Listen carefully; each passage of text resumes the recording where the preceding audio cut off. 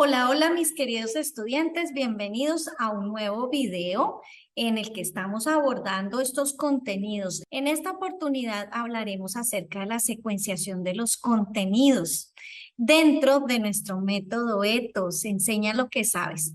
No olvides tomar apuntes en tu diario de todo lo que estás aprendiendo en este curso. Bienvenido, bienvenida. Es importante tener en cuenta que secuenciar los contenidos no es un asunto fácil. Tener en cuenta qué contenidos siguen a otros es casi que una ciencia. Por eso es importante que nosotros tengamos en cuenta que no es trabajar en una colcha de retazos, que hoy veo un contenido, mañana otro y pasado mañana otro y el pobre estudiante súper perdido. No, nosotros tenemos que generar una organización de los contenidos de manera que nuestros estudiantes entiendan el orden de esos contenidos. Por ejemplo, que hoy estamos viendo el universo, mañana el origen del universo, pasado mañana estamos viendo, por ejemplo, las constelaciones, luego vemos el sistema solar, luego empezamos a ver los planetas, luego los satélites y luego la Tierra. Y así sucesivamente empezamos a configurar una secuenciación de los contenidos diferente a que si hoy vemos la materia, estados de la materia y mañana vemos el planeta Júpiter y pasado mañana vemos el hígado en el ser humano y al otro día vemos los ciclos, el ciclo del agua y al otro día entonces volvemos a mirar los cometas. Entonces eso va a generar que el estudiante se confunda, que genere un desorden en su cabeza y que no pueda avanzar. Entonces, de acuerdo con esto, hay unas normas que normalmente uno establece y que le sirven para poder secuenciar los contenidos. En primer lugar, las relaciones de subordinación. Entonces, aquí es importante que ustedes organicen los contenidos del más general al más particular, para que el estudiante también empiece a generar esa relación entre lo general a lo particular y empiece a entender el ejemplo como el que les dije del universo, ya hablar incluso de la Tierra, pero haber cubierto todo lo del universo, de lo general a lo particular. En la medida en que ustedes logran que se organicen y se relacionen subordinadamente los contenidos, el mismo estudiante lo va a aprender a hacer.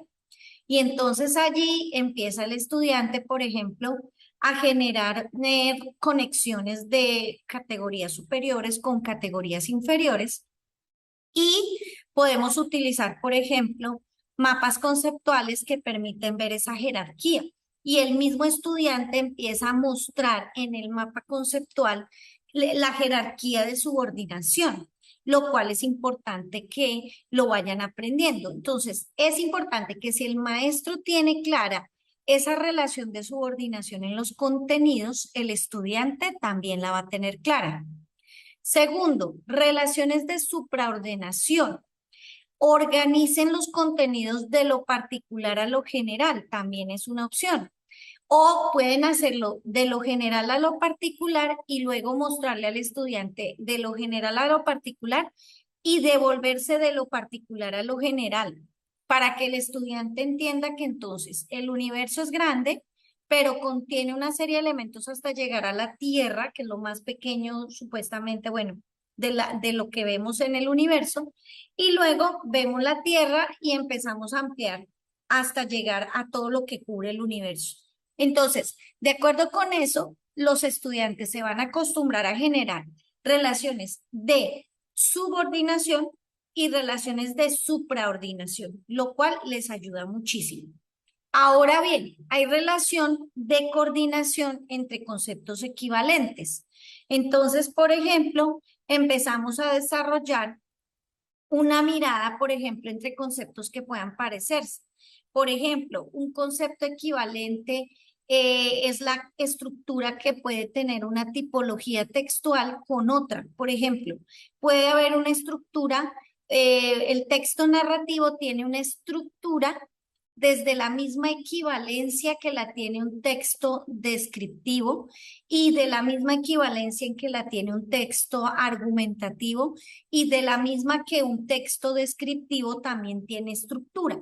Entonces, todos tienen una estructura particular. Y el estudiante entiende que cada uno de esos tipos de texto tiene una estructura particular. Eso logra que el estudiante pueda entender coordinación entre conceptos que son equivalentes, que son los diferentes tipos de texto, que cada uno tiene una estructura y en eso se parecen, pero que cada estructura de cada uno de ellos se diferencia de las otras. Entonces, ahí mismo, si uno como profe tiene claro eso, se lo va a brindar también a los estudiantes. Otro tipo de relaciones que podemos generar es la relación de principios, de causa, efecto y correlación. Por ejemplo, vemos los ejemplos de las revoluciones, de las guerras, por ejemplo. Una guerra, ¿qué consecuencias tiene? Pero también una guerra, ¿qué causas tiene? Entonces, cuando organicemos los contenidos, la lógica es que hablemos de la guerra y luego qué ocurrió y luego qué causas generaron esa guerra y qué consecuencias tuvo. Al organizar esos contenidos en ese orden de principios, pues tú vas a organizar mejor tus planes de clase y vas a concatenar las clases con esos contenidos. Entonces, hoy vas a trabajar la Revolución Francesa, mañana vas a trabajar las causas de la Revolución Francesa, y pasado mañana las consecuencias de la Revolución Francesa. Entonces, de esa manera vas a ver la secuencia de los contenidos uno tras otro. Ahora bien, relaciones de atributos, de ordenación de conceptos en función de los atributos que poseen. Entonces, por ejemplo, podemos mirar que un texto argumentativo tiene unas características, un texto expositivo tiene unas características, un texto narrativo tiene unas características, y yo puedo ordenar esos atributos que tiene cada texto. Por ejemplo, el inicio, el desarrollo y el cierre. Por ejemplo, los tipos de textos que van dentro de cada texto. Por ejemplo, en el texto argumentativo puedo ordenar los tipos de argumentos que van dentro del texto argumentativo. Entonces, puedo ordenar los conceptos en función de los atributos que poseen. Y de esa forma, pues voy secuenciando los contenidos. Aquí va un ejemplo que puede indicarnos cómo desarrollar esto a partir de varias formas, del andamiaje de conocimientos. Entonces, ¿cómo puedo, aparte de las relaciones anteriores, cómo puedo generar, a modo de ejemplo, un andamiaje de conocimientos?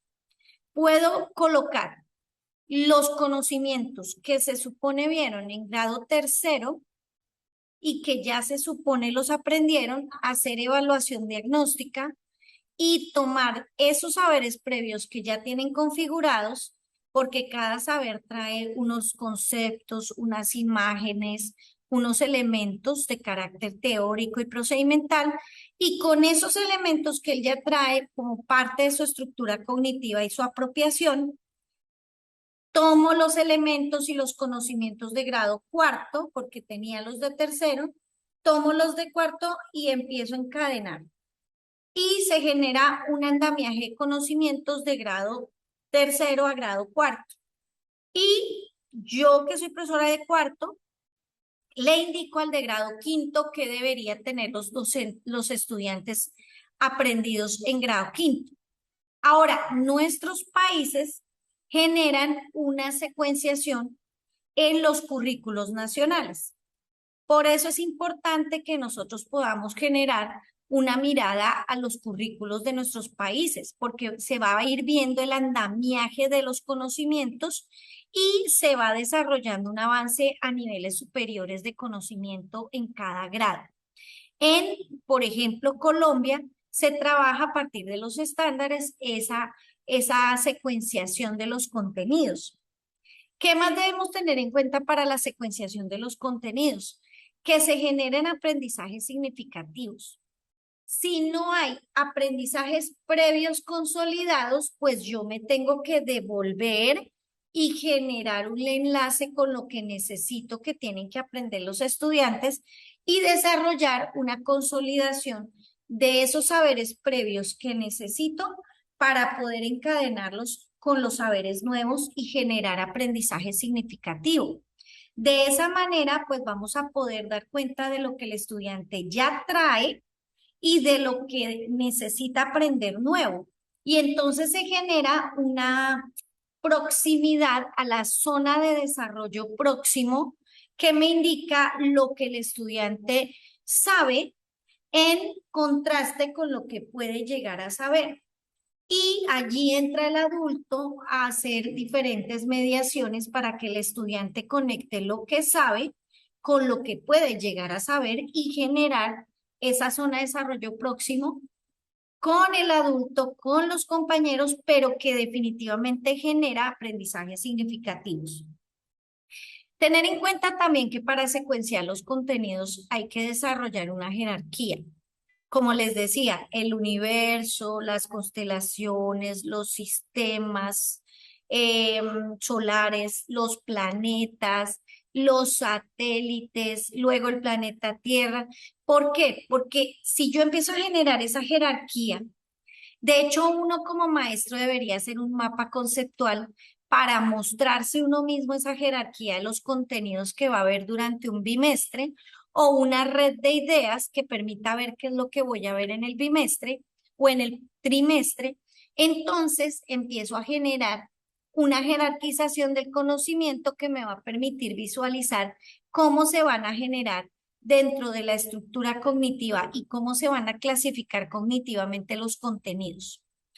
Luego vienen los procedimientos que va a desarrollar el estudiante, o sea, los contenidos conceptuales van a tener que basarse también o se va a desarrollar un saber hacer, un procedimiento. Entonces, ¿cómo nosotros desarrollamos la conexión entre los contenidos conceptuales y secuencialmente cómo convierto eso a contenidos procedimentales en el que a través de situaciones de la vida real el estudiante diga, miren, esto es el contenido conceptual y lo estoy aplicando a situaciones de la vida real?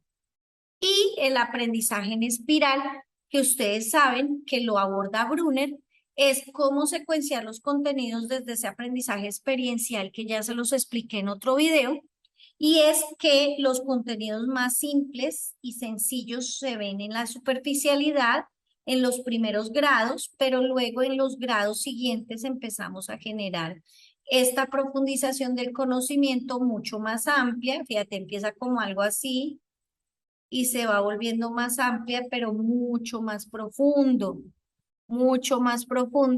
de tal manera que el estudiante va aprendiendo los contenidos, tal vez los mismos, pero con un mayor grado de dificultad. Y tener en cuenta que para secuenciar los contenidos, pues no hay nada mejor que ayudarse con el currículo oficial. Los países lo tienen.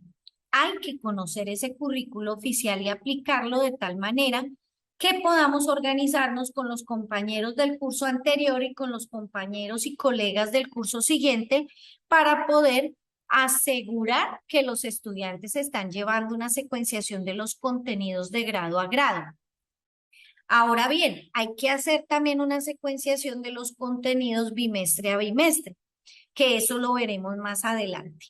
Bueno, y este es un ejemplo de un esquema que ustedes pueden utilizar para poder generar unas relaciones entre los contenidos que van a ver en un periodo, sea un trimestre, un bimestre, un semestre, y ustedes lo van a poder desarrollar con una red de ideas, con un mapa mental, con un mapa conceptual que les permita ver las relaciones entre los conceptos que van a trabajar y los contenidos de carácter conceptual y procedimental y empezar a desarrollar una apuesta mucho más ligada a integrar estos contenidos. Por ejemplo, en este caso, la segunda revolución industrial es lo que la profesora va a enseñar, pero se hace alrededor de un tópico generador que es gran capitalismo, que es como un contenido que como es generador, atrae otros contenidos.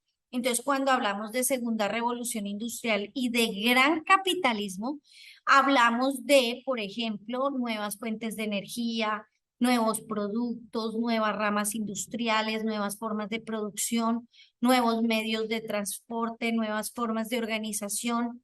Hablamos de migración, de crecimiento súper grande demográfico a nivel europeo, de internacionalización del mercado, de consumo de masas, de imperialismo.